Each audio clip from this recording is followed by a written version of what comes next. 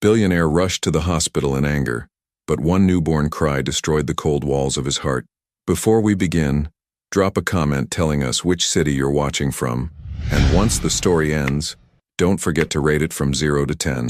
Oh, and make sure to follow our channel for more stories like this. Now, sit back and enjoy every detail. The coffee had gone cold 3 hours ago, but Elias Thorne hadn't noticed.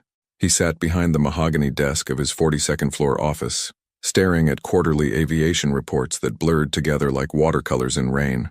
The Seattle skyline stretched endlessly beyond the floor-to-ceiling windows, but his mind was elsewhere, trapped in a loop of memories he'd spent 8 months trying to bury, her laugh echoing through the elevator, her fingers accidentally brushing his as she handed him documents, the way she'd tuck that stubborn strand of auburn hair behind her ear when she was concentrating. Ava Bennett had been gone from Thorne Aviation for 8 months, 2 weeks, and 4 days. Not that he was counting. The buzzer on his desk phone jolted him back to reality. His current assistant, a efficient but utterly forgettable woman named Constance, spoke through the intercom. "Mr. Thorne, you have the Morrison contract review in 10 minutes, and the board meeting at 3. Should I cancel them?" Elias said without looking up. "Sir? Cancel everything for today." He rubbed his temples, feeling the familiar weight of exhaustion that had become his constant companion since that morning when he'd destroyed the best thing that had ever happened to him. The memory crashed over him like a rogue wave, Ava standing in his office doorway, her green eyes wide with hurt and confusion. "Elias, please, just listen to me. There's nothing between Jameson and me. There never was." But he'd already made up his mind, already convinced himself that the polite smile she'd given his business partner during their merger meeting meant something more. "It was good while it lasted, Ava. Let's keep this professional from here on out." The way her face crumpled, the way she'd whispered, "I thought you knew me better than that." Elias pushed back from his desk and walked to the window. Somewhere out there in this vast city, she was living a life that didn't include him. He'd made sure of that with his paranoid assumptions and his inability to trust the one person who'd actually seen through his carefully constructed walls. His phone rang. He almost didn't answer. Constance knew better than to transfer calls when he was in one of his moods, but something made him glance at the display. Unknown number. Local area code. "Thorne. Mr. Thorne?" The voice was female, professional, with an underlying urgency that made his chest tighten. "This is Nurse Davidson from Harborview Medical Center. I'm calling about Ava Bennett." The world tilted. "What about her?" His voice came out rougher than intended. "She was admitted this morning in active labor. She asked us to contact you. Said you were the father." The phone slipped from his hand, clattering against the desk before he caught it. His knees threatened to buckle. "Mr. Thorne? Are you there? Labor. Father. Ava." 1,000 thoughts crashed through his mind simultaneously. The math was impossible to ignore. 8 months since she'd left. 9 months for a pregnancy, which meant she'd been carrying his child when he'd thrown her out of his life like she was nothing. "Sir, if you're planning to come, she's in the maternity ward, room." Elias was already moving, grabbing his keys, his coat, leaving everything else behind. His heart hammered against his ribs as he waited for the elevator, each second stretching into eternity. The ride to the hospital passed in a blur of traffic lights and half-formed prayers to a God he hadn't spoken to since he was 7 years old. He parked haphazardly in the emergency zone, not caring about tickets or towing. The antiseptic smell of the hospital hit him like a physical force as he strode through the automatic doors. His Italian leather shoes clicked against the polished linoleum as he followed signs to the maternity ward, each step echoing the frantic beating of his heart. He was almost to the elevator when he heard it, a sound that stopped him dead in his tracks and shattered every carefully constructed wall he'd built around his heart. The thin, desperate wail of a newborn baby, echoing down the sterile corridor like a battle cry. And in that moment, Elias Thorne realized that everything he thought he knew about his life had just changed forever. That cry pierced through every defense Elias had ever built, and for a moment, he couldn't breathe. He stood frozen in the hospital corridor, his expensive suit suddenly feeling like a costume, his carefully maintained composure cracking like ice under pressure. The fluorescent lights buzzed overhead, casting everything in harsh, unforgiving white. Families hurried past him, some crying tears of joy, others clutching each other in worry. But he remained motionless, a statue in the middle of their chaos. A baby, his baby. The elevator dinged, and a young couple emerged, the woman cradling a bundle of pink blankets. They were laughing softly, whispering to each other with the kind of intimacy that made Elias's chest ache with recognition. He remembered being that happy once, for exactly 3 months and 12 days before his paranoia had poisoned everything good in his life. "Sir, are you all right?" A nurse in scrubs covered with tiny cartoon stethoscopes was looking at him with concern. She couldn't be more than 25, with kind eyes that reminded him painfully of Ava's. "I'm looking for room." He realized he'd hung up before getting the room number. Ava Bennett. She had a baby. The nurse's expression softened with understanding. "Are you the father?" The question hit him like a physical blow. Was he? Biologically, almost certainly. But what did that word even mean? His own father had been nothing more than a signature on trust fund documents and a voice on the other end of boarding school phone calls. "I think so," he said, and the honesty of it surprised him. "Room 314, 3rd floor." She pointed toward the elevator bank. "Visiting hours end at 8, but for immediate family..." He was already walking away, his long strides eating up the distance to the elevator. His hand shook as he pressed the button, a tremor he hadn't experienced since his first major business presentation 15 years ago. The ride to the 3rd floor felt eternal. He caught his reflection in the polished steel doors, disheveled dark hair, 5 o'clock shadow, eyes that looked like they'd seen a ghost, which in a way, they had. The ghost of the man he could have been if he hadn't been so afraid of being hurt, that he'd hurt everyone else first. Room 314 was halfway down a corridor that smelled of industrial disinfectant and new beginnings. Through the partially opened door he could hear quiet voices. A woman's soft murmur, the rustle of blankets, the gentle hush of medical equipment. He raised his hand to knock, then let it fall. What was he supposed to say? "Sorry I abandoned you when you were carrying my child because I was too much of a coward to have a conversation?" Before he could lose his nerve entirely, a different nurse emerged from the room. Older, with steel gray hair and the no-nonsense bearing of someone who'd delivered 1,000 babies and heard every excuse in the book. "You must be Mr. Thorne," she said, and there was something in her tone that made it clear Ava had told her exactly what kind of man he was. "She's been asking if you were coming. Is she? Are they both okay? Healthy baby boy, 7 pounds, 2 ounces. Mom's exhausted but doing fine." The nurse studied him with sharp eyes. "She went through labor alone, you know. 12 hours, no partner, no family, just her and the pain."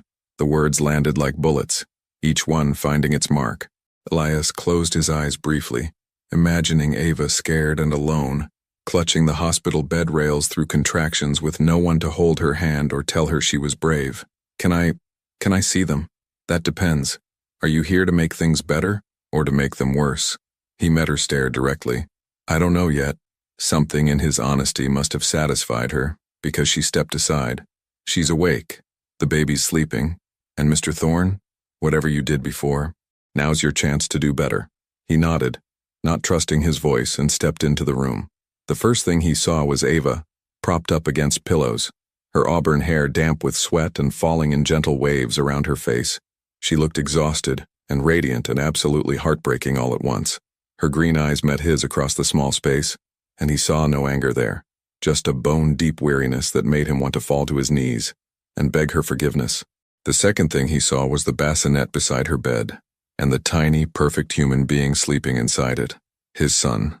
"Hello, Elias," Ava said quietly, her voice hoarse from hours of labor. "I wasn't sure you'd come."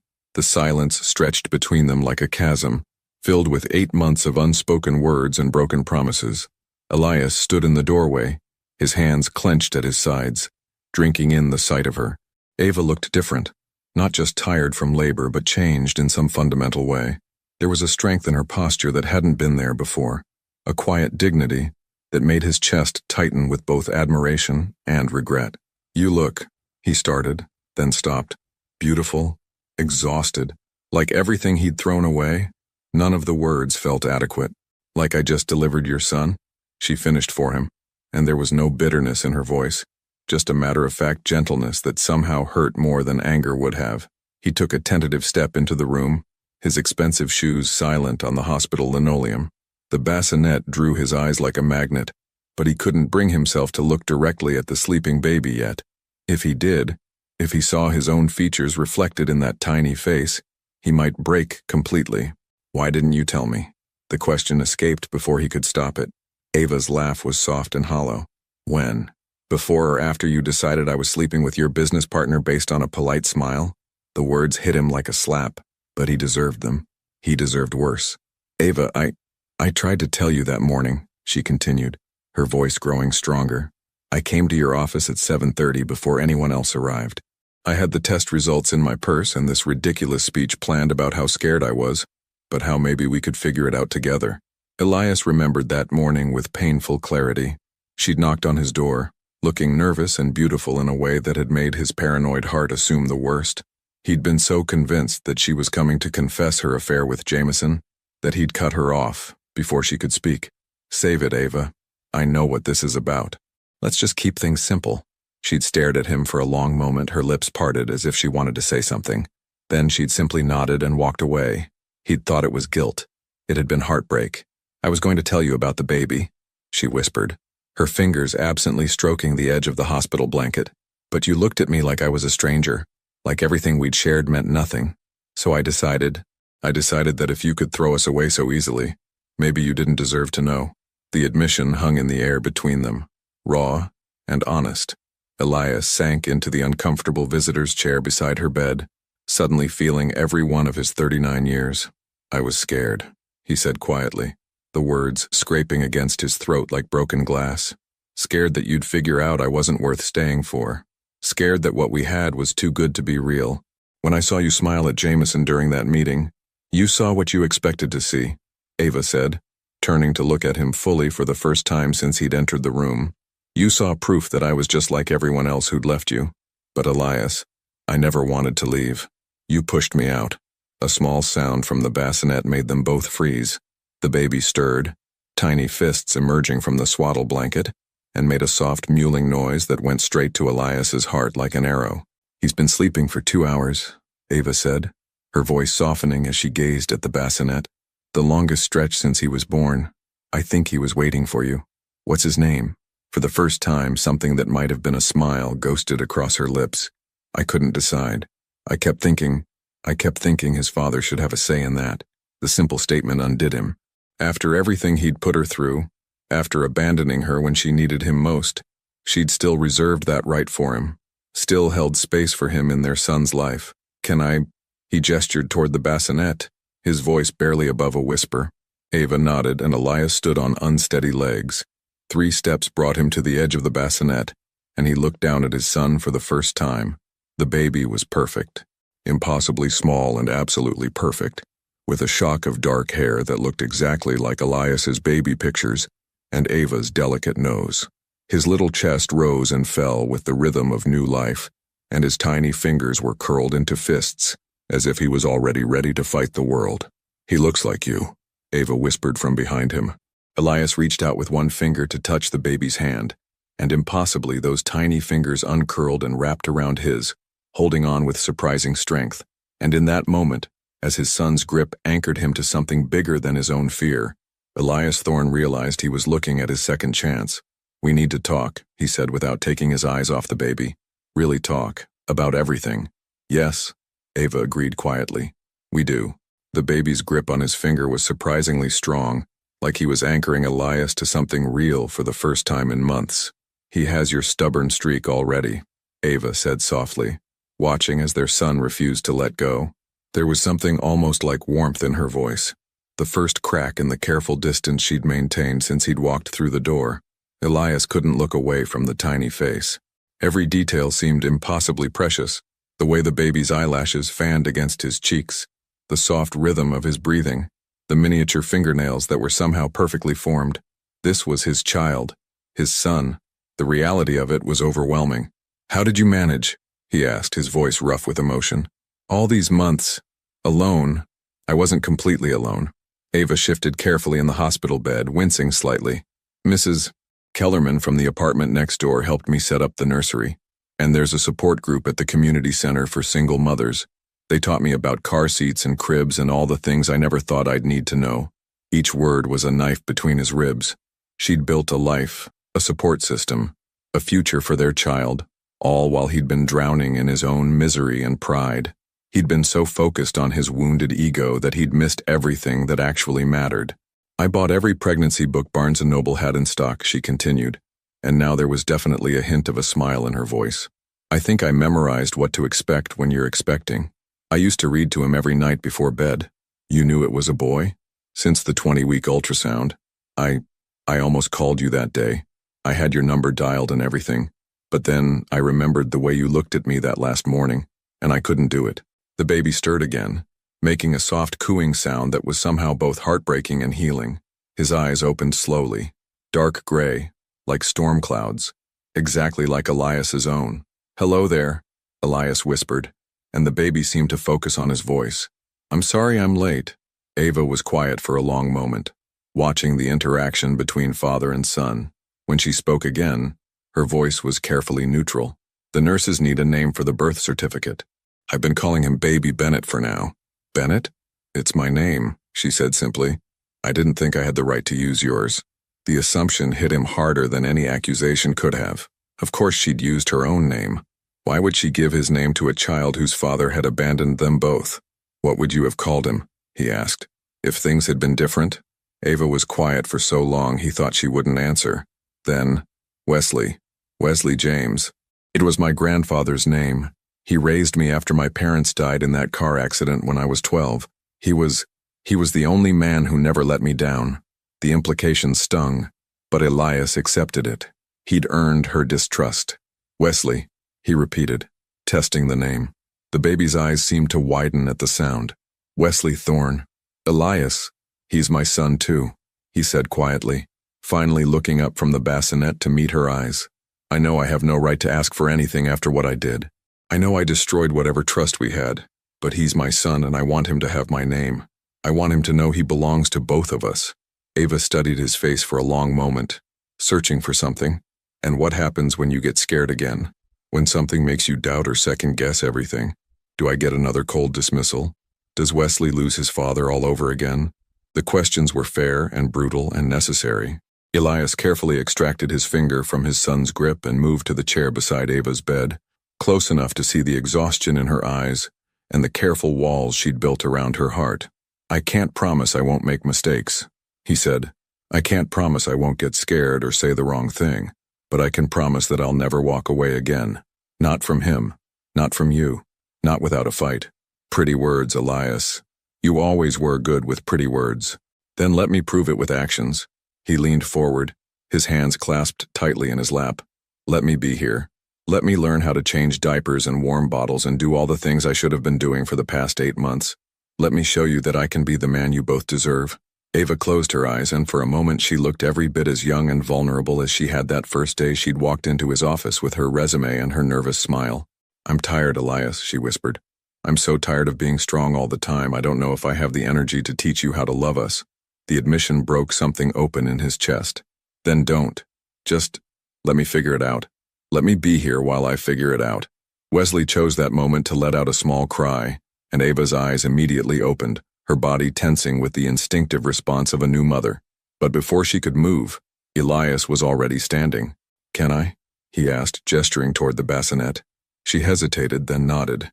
Elias had never held a baby before, but something about his son felt natural in his arms, like a piece of himself he hadn't known was missing. Wesley settled almost immediately, his crying subsiding into soft whimpers. He knows you, Ava said, wonder creeping into her voice. Or he's just tired of listening to us talk, Elias replied. But there was amazement in his own voice too. As he looked down at his son's perfect face, Elias made a silent promise. Whatever it took, however long it took, he would earn his place in this family, even if it meant learning to trust himself again. 3 days later, Elias found himself standing in the baby section of Target at 6 a.m, completely overwhelmed. He'd never realized how many different types of diapers existed. Newborn, size 1, sensitive skin, overnight protection, organic cotton. The options seemed endless. A young mother with a toddler in her cart gave him a sympathetic look as he stood frozen in the aisle, clutching a hastily scribbled list that Ava had given him. First time? She asked kindly. Is it that obvious? She smiled. The deer-in-headlights expression gives it away. How old? 3 days. The words still felt surreal coming out of his mouth. 3 days ago, he'd been a childless billionaire who ate takeout for dinner and worked 16-hour days. Now he was a father, standing in Target at dawn because Wesley had gone through his last diaper at 4 a.m., and Ava was too exhausted to leave the hospital yet. Newborn diapers, then, and get the sensitive skin ones. Baby's skin is delicate at first. She pointed to a blue package. You'll go through about 10 a day for the first month. 10 a day. Elias did the mental math and grabbed 3 packages, then reconsidered and grabbed 2 more. Better to be prepared. By the time he made it back to Harborview Medical Center, the morning shift nurses were making their rounds. He'd become a familiar face over the past 3 days, arriving early with coffee for Ava and staying late to learn everything he could about caring for a newborn. It wasn't easy. Nothing about parenthood was intuitive for him. He'd fumbled through his first diaper change, needed 3 attempts to properly swaddle Wesley, and had nearly panicked when the baby wouldn't stop crying during his second night. But he was learning, and more importantly, he was staying.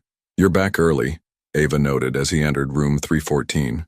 She was sitting up in bed, Wesley cradled against her chest, and there was something different about her expression, less guarded, more willing to let him into their small bubble.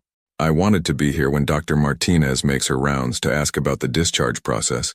He set the bag of supplies on the windowsill and pulled out a coffee cup from the hospital cafeteria. Decaf, with that vanilla creamer you like. You remembered. I remember everything about you, Ava. That's been the problem. She accepted the coffee gratefully, careful not to disturb Wesley. The discharge papers should be ready this afternoon. I'll need to set up the pediatrician appointments, and there's a follow-up visit in 2 weeks. We'll need to set up the appointments, Elias corrected gently. If you'll let me be part of this. Ava was quiet for a moment, studying his face. My apartment is small. 1 bedroom, barely enough space for me and the baby. It's not exactly what you're used to. Elias had been dreading this conversation. He'd driven past her apartment building the night before, a modest complex in Ballard, the kind of place where working people lived paycheck to paycheck. It was clean and safe, but tiny, and the thought of his son growing up in a space smaller than his office made his chest tight with worry. I have a house, he said carefully. Plenty of room, a good neighborhood, space for Wesley to grow up. You could both. No. The word was firm but not angry. I'm not moving in with you, Elias. We're not playing house just because we have a baby together. That's not what I meant, isn't it? She shifted Wesley to her other arm, and the baby made a soft sound of contentment. Look, I appreciate that you want to be involved. I do. But I won't be your charity case, and I won't pretend we're something we're not just to make co-parenting easier. The honesty stung, but he respected it. Then what do you want? How do we make this work? I don't know yet. She looked down at Wesley, her expression softening. I know I want him to know his father. I know I want him to grow up feeling loved and secure. Beyond that, we'll have to figure it out as we go. A knock on the door interrupted them. Dr. Martinez entered, followed by a social worker Elias hadn't met before, a middle-aged woman with kind eyes and a clipboard. Good morning, Ms. Bennett. Mr. Thorne. Dr. Martinez smiled warmly. I have good news. Mom and baby are both cleared for discharge this afternoon. All the tests came back normal, feeding is going well, and Wesley is gaining weight beautifully. That's wonderful, Ava said, relief evident in her voice. The social worker stepped forward. I'm Janet Morrison. I just need to go over a few things for the discharge paperwork. Living arrangements, emergency contacts, that sort of thing. Of course. Ava straightened slightly, and Elias could see her preparing for what she clearly expected to be a difficult conversation. Will you be going home with the father? Janet asked, pen poised over her clipboard. No, I have my own apartment. Wesley and I will be fine there. Janet made a note, then looked at Elias. And your involvement, Mr. Thorne? I'll be as involved as Ava allows me to be, he said honestly. I want to be a good father to Wesley. I'm still learning how. Something in his answer must have satisfied Janet, because she smiled and made another note.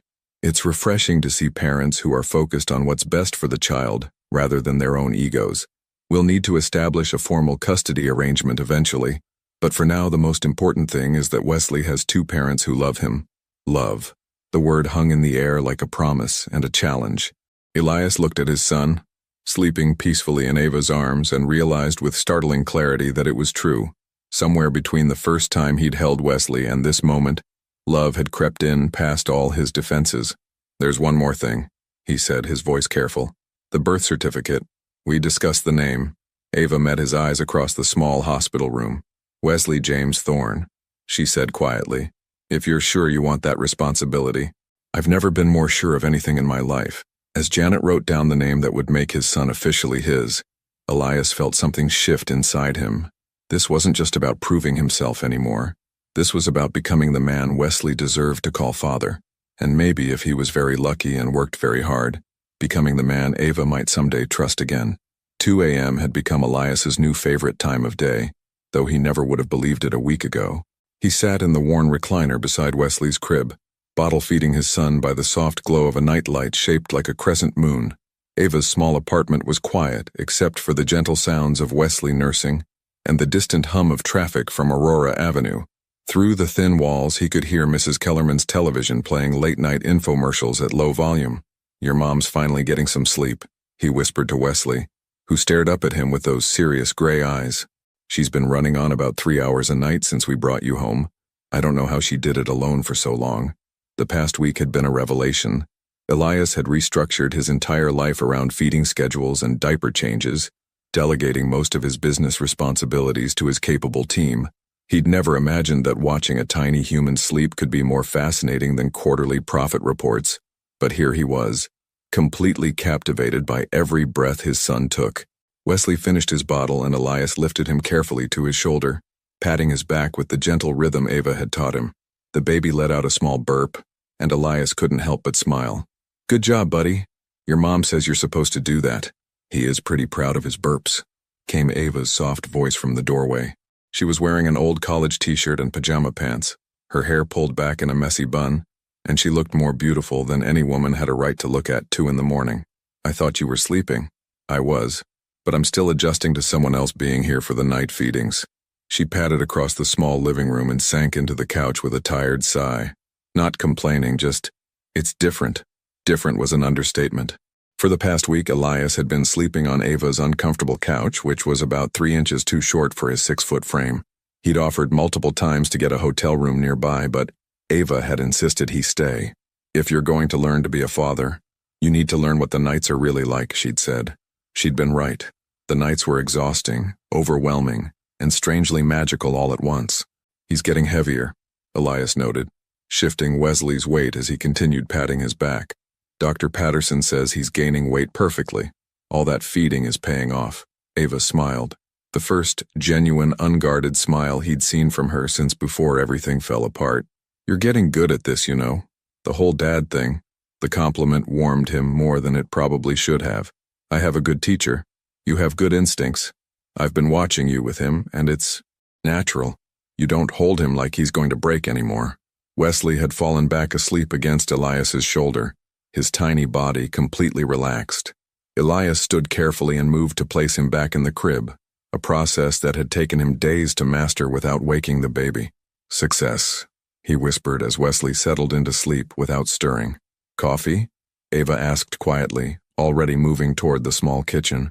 "At 2 a.m.? Welcome to new parent life. Sleep is optional. Caffeine is essential." Elias followed her into the kitchen, which was barely large enough for both of them to stand in comfortably. He watched her move around the space with efficient familiarity, and it struck him how completely she'd built a life without him. The refrigerator was covered with appointment reminders and grocery lists written in her neat handwriting. A basket of clean baby clothes sat on the small table, waiting to be folded. Everything was organized, purposeful, and achingly domestic. "I've been thinking," Ava said as she started the coffee maker, "about what comes next. When you go back to your real life. This is my real life now." She turned to face him, leaning against the small counter. "Elias, you can't sleep on my couch forever. You have a company to run, a life in downtown Seattle. This," she gestured around the tiny apartment, "this isn't sustainable for you. What if I don't want to go back to that life?" "What do you mean?" Elias ran a hand through his hair, trying to find the right words. "A week ago, my biggest concern was whether the Johansson merger would close on time. I worked 14-hour days and ate dinner at my desk and called that living. Now I spend half the night feeding our son and I've never been happier. Tell me how that makes sense." Ava poured coffee into 2 mismatched mugs. His was a souvenir from Pike Place Market.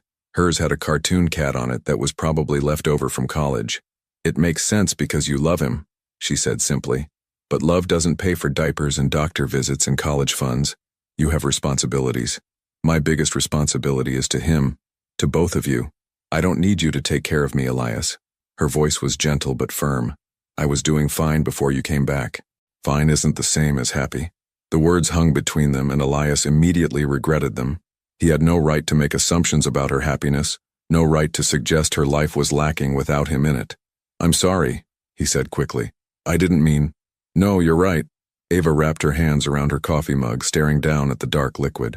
I was surviving, not living, but that was my choice to make. Just like this is my choice to make. What choice? She looked up at him, and he saw something in her eyes that made his chest tighten with hope and fear in equal measure. Whether to let you try again, whether to trust that you won't run the next time things get complicated. She paused, taking a shaky breath. Whether to admit that having you here this week has felt like maybe we could be a family after all.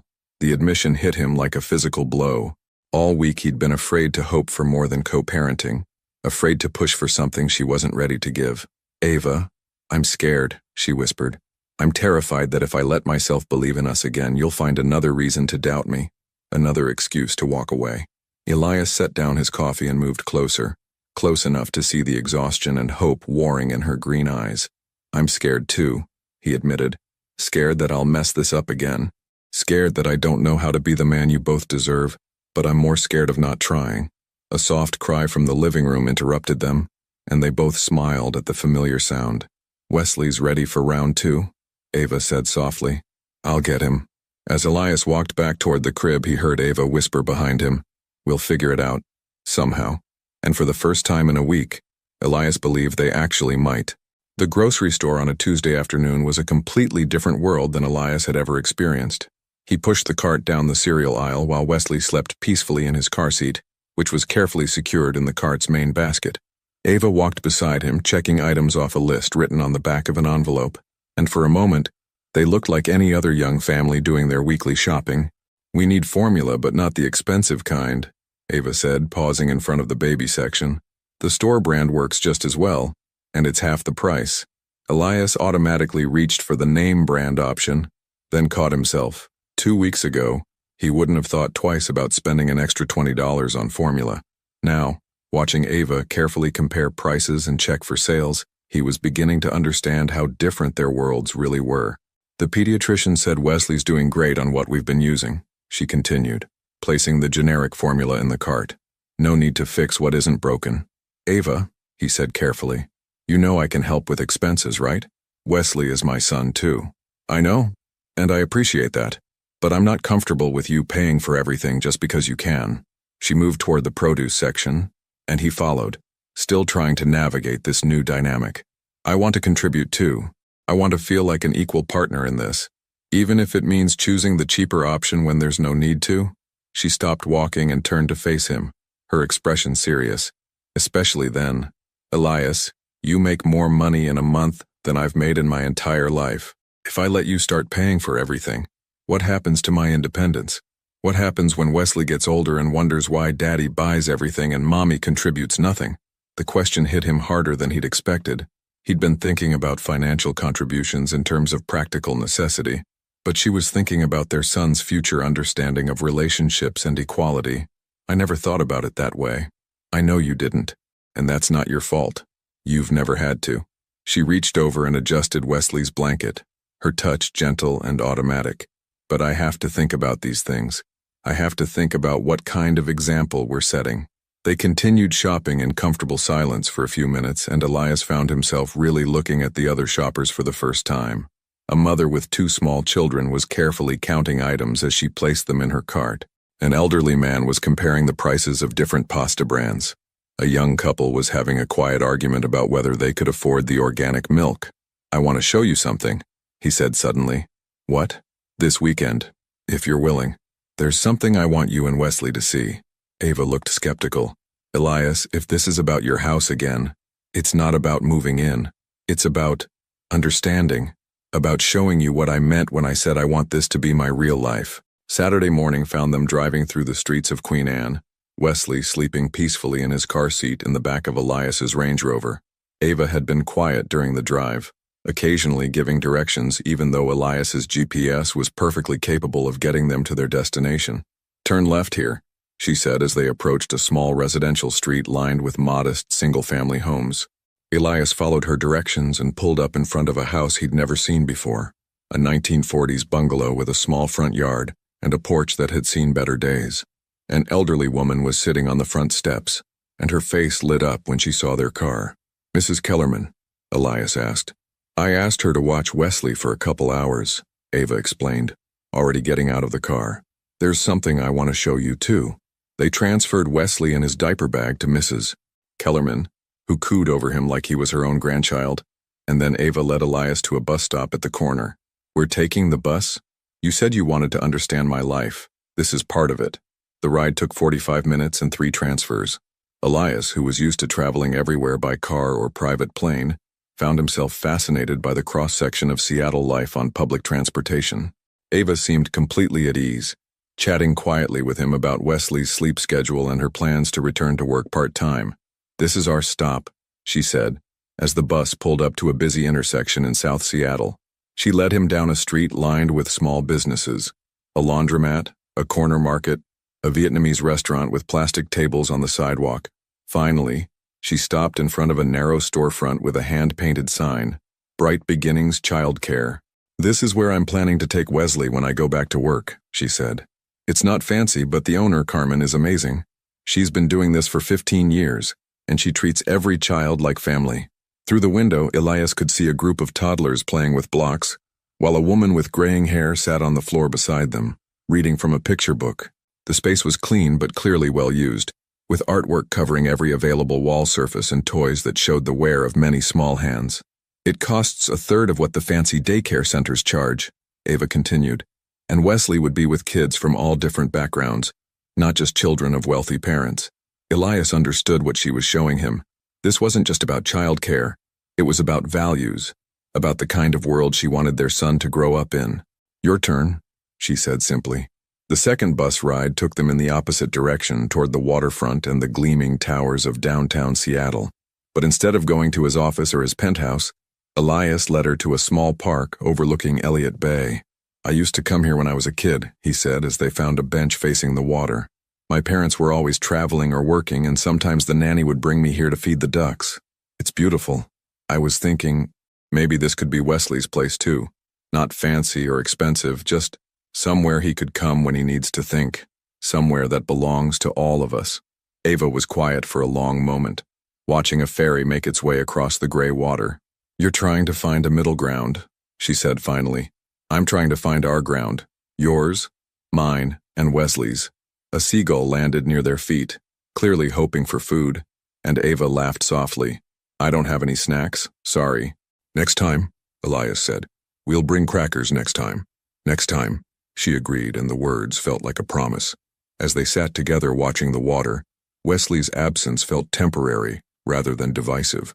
For the first time since he'd walked back into their lives, Elias felt like they were building something new together, not trying to recreate what they'd lost, but creating something better.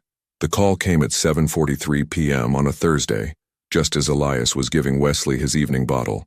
"Elias Thorne," he answered, balancing the phone between his ear and shoulder while keeping his eyes on his son's sleepy face. "Mr. Thorne, this is Rebecca from your office. I'm so sorry to call this late, but there's been a development with the Morrison acquisition. Their legal team is threatening to pull out unless we can get someone to Tokyo by tomorrow night." Elias felt his stomach drop. The Morrison deal had been 18 months in the making, a merger that would expand Thorne Aviation into the Asian market and secure the company's future for the next decade. "Can't Jameson handle it?" he asked, though he already knew the answer. His business partner was brilliant with numbers but terrible at the delicate personal negotiations that had made this deal possible. "Mr. Morrison specifically asked for you, sir. He said if you're not there for the final signing, he'll take it as a sign that Thorne Aviation isn't fully committed." Wesley had finished his bottle and was making soft cooing sounds against Elias's shoulder. From the kitchen, he could hear Ava humming quietly as she cleaned up from dinner, a domestic symphony that had become the soundtrack of his new life. "How long would I need to be there?" 3 days minimum, maybe 4 if there are complications." 4 days. It didn't sound like much, but it might as well have been 4 months. The longest he'd been away from Wesley since the baby was born was a few hours for a haircut. The thought of being on the other side of the world, unable to help with night feedings or diaper changes, made his chest tight with anxiety. "Sir? What should I tell Mr. Morrison?" Give me an hour, Elias said. I'll call you back. He ended the call and sat in the silence of Ava's small living room, Wesley's warm weight against his chest the only thing anchoring him to the moment. Everything okay? Ava appeared in the doorway, a dish towel in her hands and concern in her eyes. Business crisis, I might need to go to Tokyo. Oh. She moved into the room and sat on the couch across from him. When? Tomorrow. For 3 or 4 days. The silence stretched between them, filled with all the things they'd worked so hard to build over the past 3 weeks. Wesley shifted in his arms, tiny fingers curling around the edge of Elias's shirt as if he could sense the tension in the room. It's a big deal? Ava asked finally. The biggest. 18 months of work, hundreds of jobs at stake. If this falls through, he shook his head. It would be a significant blow to the company. Then you have to go. The certainty in her voice surprised him. He'd expected arguments, maybe accusations that he was choosing work over family again. Instead, she looked calm, even supportive. Ava, I can't just leave you alone with Wesley. Not now, when we're still figuring everything out. Elias, I took care of him by myself for weeks before you came back into our lives. I think I can manage 3 days. That's not the point. He stood carefully, moving to place Wesley in his bouncer chair. The point is that I don't want to leave. 3 weeks ago, I would have been on a plane without a second thought. Now the idea of being away from you both makes me feel sick. She studied his face, searching for something. What if I said you couldn't go? What if I told you that leaving now would prove you're still the same man who puts business before everything else? The question hit him like a physical blow, because part of him had been thinking exactly the same thing. Is that what you're saying? No. She stood and moved closer, close enough that he could smell the soft scent of her shampoo. I'm saying that the old Elias would have already been packing. The new Elias is sitting here agonizing over a 3-day trip because he's become a father who puts his family first. Even if that family isn't sure they want me yet, especially then. She reached out and touched his arm, the first intentional physical contact they'd shared since Wesley was born. Go to Tokyo, save your company, but come back to us. What if something happens while I'm gone? What if Wesley gets sick, or you need help, or, then I'll call you. And if it's really serious, you'll get on the next plane home. But Elias, you can't protect us from every possible problem by never leaving the apartment. He knew she was right, but the fear was still there, cold and sharp in his chest. What if this changes things? What if being away makes you realize you're better off without me? Ava was quiet for a long moment, and when she spoke, her voice was soft, but steady. Or what if it makes me realize how much I've come to depend on you being here? How much Wesley lights up when he hears your voice? How much easier everything feels when we're doing it together? The admission hung between them like a bridge neither of them had been brave enough to cross before. You really think I should go? I think you should do what you need to do to secure our son's future. And I think you should trust that what we've built together is strong enough to survive 3 days apart. Wesley chose that moment to let out a small cry, and they both turned toward him automatically. Elias knelt beside the bouncer and touched his son's cheek, marveling at how something so small could have completely rearranged his priorities. Okay, he said finally. I'll go, but I want you to promise me something. What? If you need anything at all, you'll call me. I don't care if it's 3 a.m. Tokyo time, and you just want to hear an adult voice because Wesley's been crying for 2 hours. Promise me you won't try to handle everything alone. I promise. And promise me that when I come back, we'll talk, really talk, about what this is, what we want it to be, what we're building together. She nodded, and he thought he saw something that might have been relief in her eyes. I promise that too. As Elias called Rebecca back to confirm his travel arrangements, he felt something shift inside him. For the first time since Wesley was born, he was choosing to leave his family, but somehow making that choice because it was best for all of them felt different from running away. It felt like the kind of decision a real father would make. And maybe if he was very lucky, the kind of decision that would prove to Ava that he really had changed. The video call connected at 6 a.m. Tokyo time, 2 p.m. Seattle time, and Elias felt his heart ease the moment Ava's face appeared on his laptop screen. How's my boy? He asked, adjusting his tie in the sterile hotel room that had become his temporary prison for the past 3 days. See for yourself. Ava tilted her phone and Wesley came into view, lying on his playmat and batting at the colorful toys hanging above him. Even through the pixelated video connection, Elias could see how much more alert and focused his son looked. He's gotten stronger, Elias said, amazement coloring his voice. Look at how he's reaching for things. Babies change fast at this age. Mrs. Kellerman says he's been asking for you. Ava's smile was tired but genuine. Well, not asking exactly, but he keeps looking at the door like he's waiting for someone. The comment hit Elias harder than it should have. 3 days. He'd only been gone 3 days, and already he felt like he was missing everything important. How are you holding up? He asked, studying her face for signs of exhaustion or stress. Better than I expected, actually. I forgot how much I enjoyed having the apartment to myself sometimes. Don't get me wrong, she added quickly. I miss having you here, but it's been nice to remember that I can handle things on my own when I need to. There was something in her tone that made Elias set down the coffee cup he'd been holding. Ava, is everything all right? You sound, different, confident, like something's changed. She was quiet for a moment, and he watched her adjust Wesley's position on the mat before answering. I've been thinking a lot these past few days. About us, about what we're doing, about what I want. And I realized something important. She looked directly into the camera, and even across the thousands of miles between them, her gaze felt intense and purposeful. I've been so afraid of getting hurt again that I've been holding back, keeping you at arm's length even while letting you into our lives. Elias felt his pulse quicken. What are you saying? I'm saying that watching you agonize over leaving for this trip, seeing how much you hated being away from Wesley, made me understand something. You're not the same man who walked away from me 8 months ago. Ava, let me finish. Her voice was gentle but determined. I've been testing you, Elias, making you prove yourself over and over because I was too scared to just believe. But you have proven yourself. Every night feeding, every diaper change, every time you put Wesley's needs before your own comfort, you've shown me who you really are. The hotel room suddenly felt too small, too far from where he needed to be. What does that mean for us when I get back? It means I want to try, really try. Not just co-parenting or figuring things out as we go, but actually building something together. A family, a life. The words he'd been hoping to hear for weeks, and he was trapped in a hotel room on the other side of the world. I want that too. More than I've ever wanted anything. I know you do. I can see it in the way you look at Wesley, hear it in your voice when you call. And Elias? I can feel it in the way you look at me. Before he could respond, his phone buzzed with a text from Rebecca. Morrison wants to meet in 10 minutes. Final signatures today.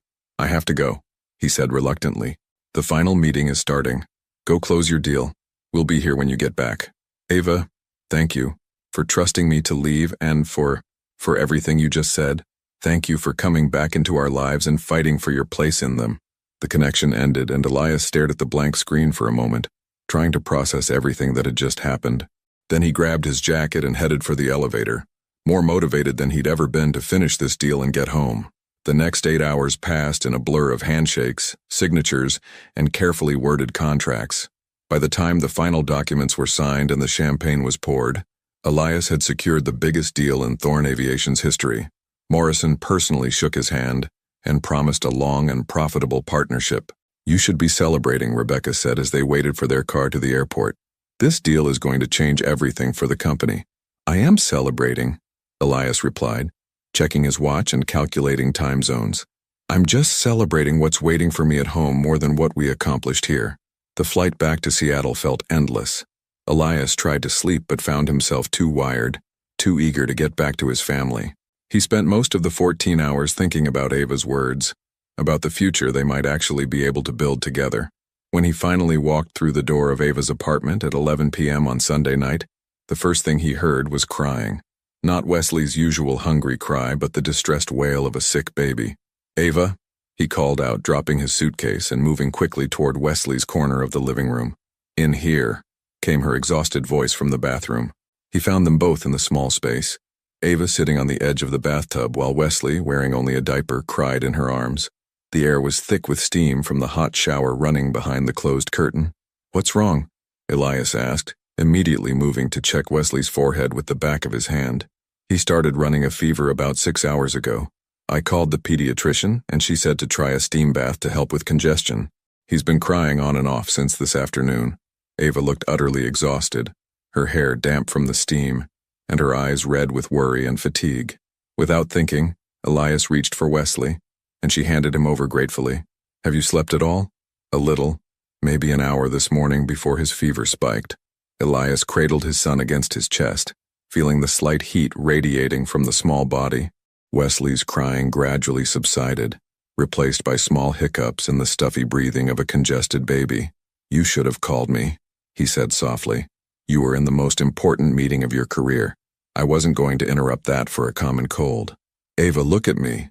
When she raised her tired eyes to his, he continued, "There is no meeting, no deal, no amount of money that's more important than you calling me when our son is sick. Do you understand that?" She nodded, and he saw tears threatening at the corners of her eyes. "I missed you," she whispered. "Both of us did. And when he got sick, I realized how much easier everything is when you're here. I missed you too, both of you. So much that I thought about getting on a plane home yesterday, deal or no deal. But you stayed and finished what you started." "I did. Because you were right. Wesley deserves a father who can provide for his future, but he also deserves a father who's here when he needs him." Wesley had fallen asleep against Elias's shoulder, his breathing gradually becoming easier in the steamy air. Ava turned off the shower and leaned against the bathroom wall, looking like she might collapse from exhaustion. "Come on," Elias said gently. "Let's get you both some rest." As he carried his sleeping son toward the crib and helped Ava to the couch, Elias realized something had fundamentally shifted during his time away. They weren't just figuring out co-parenting anymore. They were becoming a family. Wesley's fever broke on the third night after Elias returned from Tokyo, but it wasn't until the following morning that everything else broke open between them. Elias woke up on the couch to find Ava standing by the window, holding their son and staring out at the gray Seattle dawn. She was wearing one of his old t-shirts, something that had happened gradually over the past few weeks as the boundaries between his things and hers began to blur, and her hair was loose around her shoulders. "He's better," she said without turning around. "Temp's been normal for 6 hours. That's good."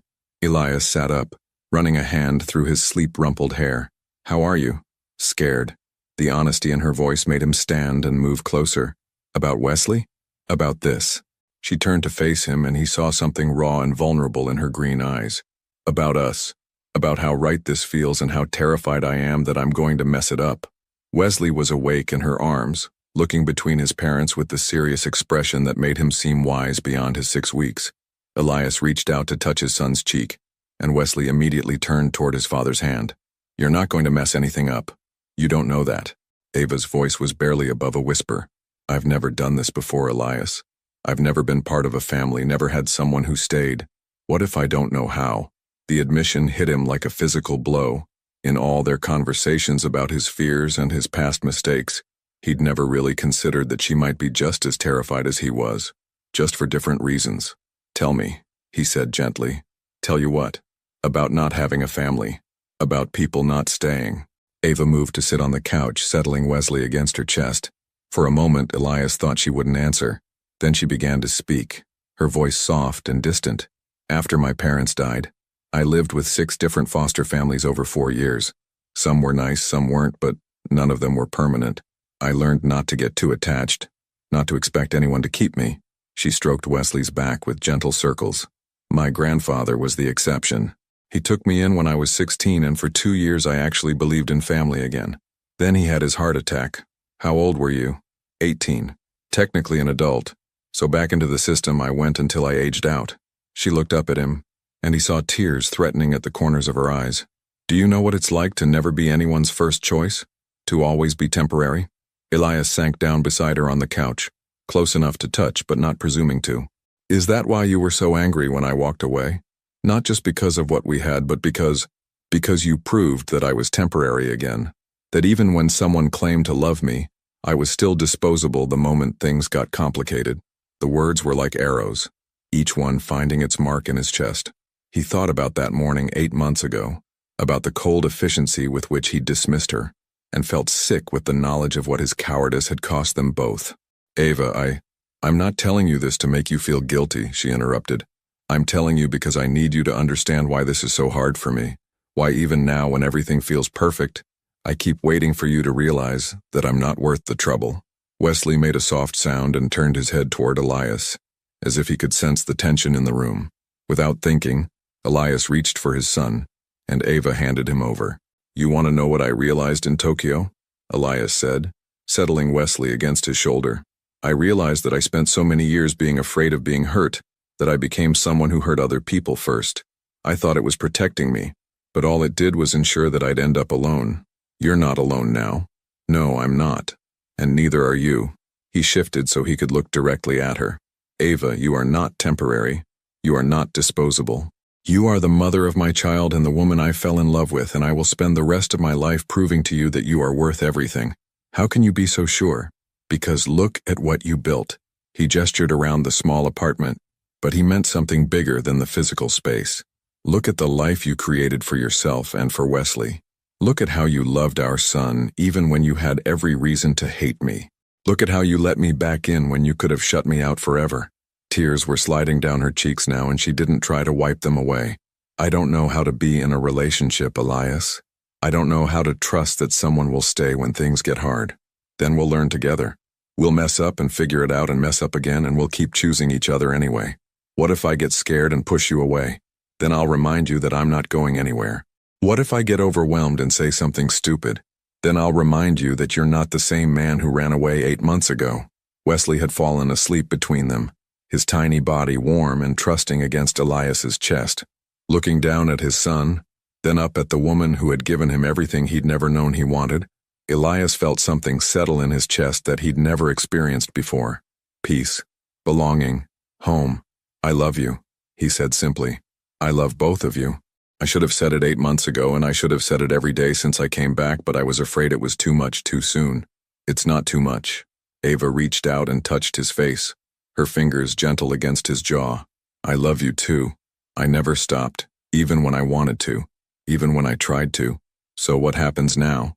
Now we stop being scared of what we might lose and start building what we want to keep. Elias leaned forward and kissed her, soft and careful and full of promise.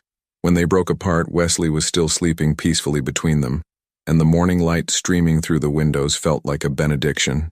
I want to buy a house, Elias said suddenly.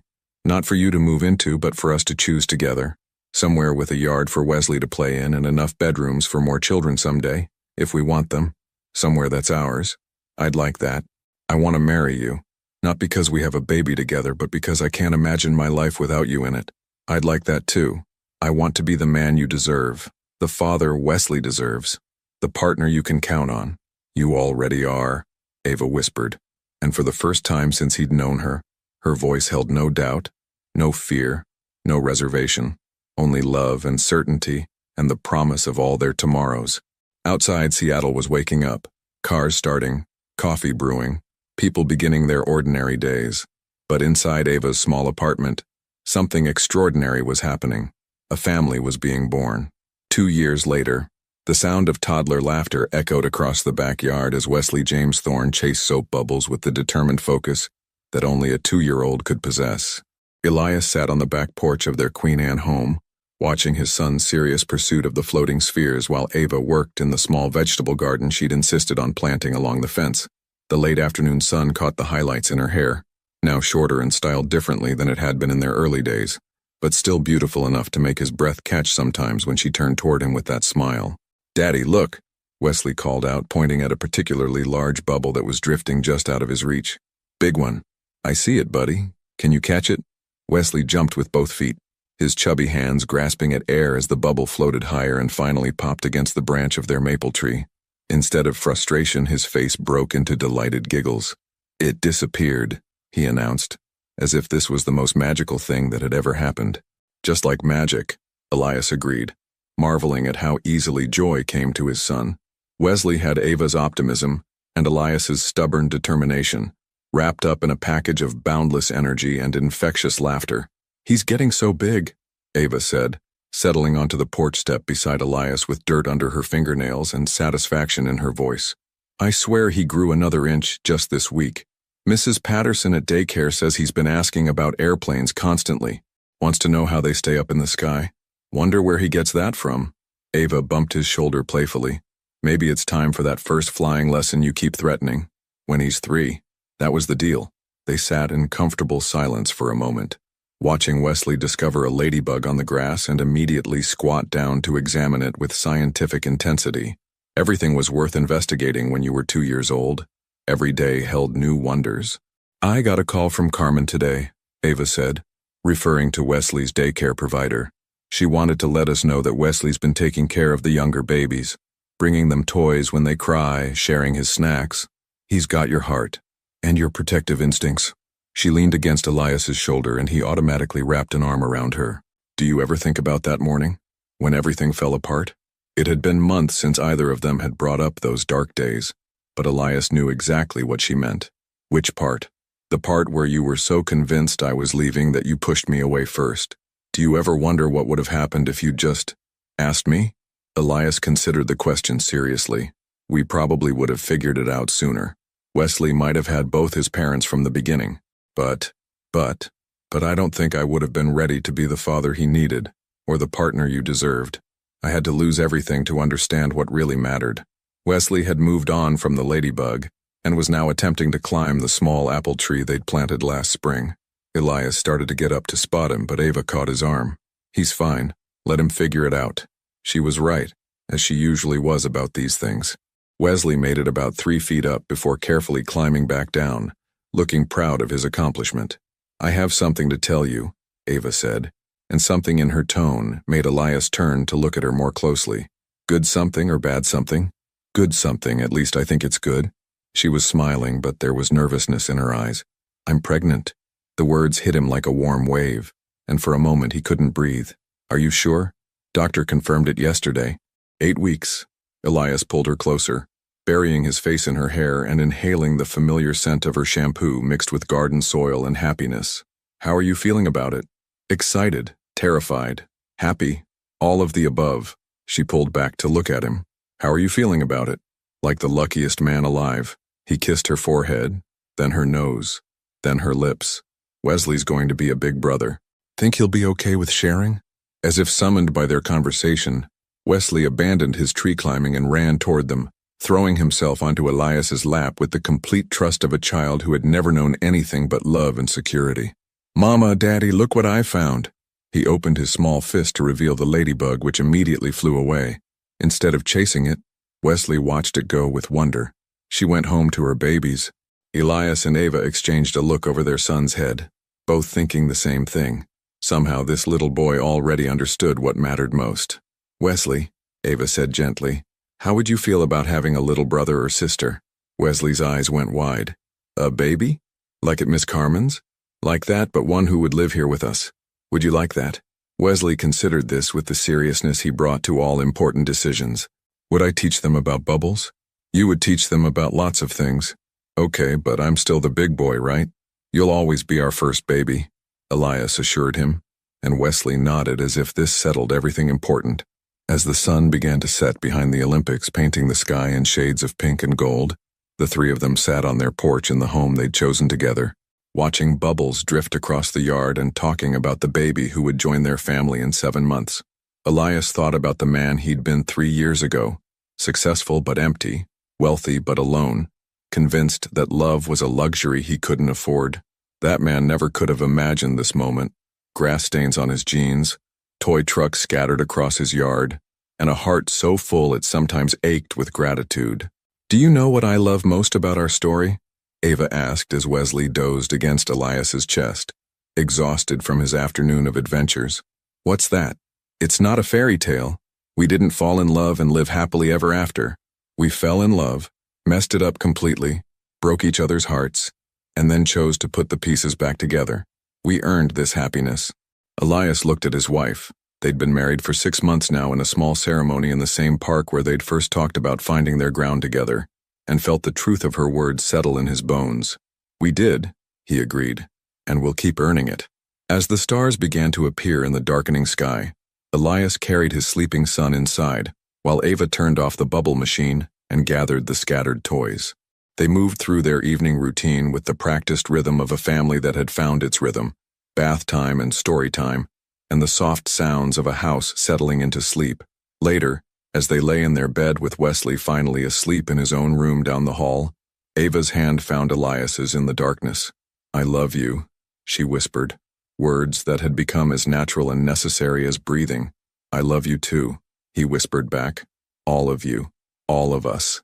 Outside their window, Seattle sparkled with a million lights, each one representing someone else's story, someone else's chance at love and loss and redemption.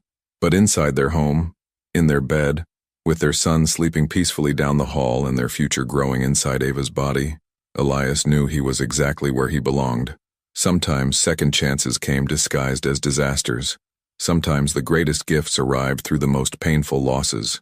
And sometimes when you stopped running from love long enough to let it catch you, it transformed everything you thought you knew about happiness. The sound of a baby crying had once shattered Elias Thorne's carefully constructed world.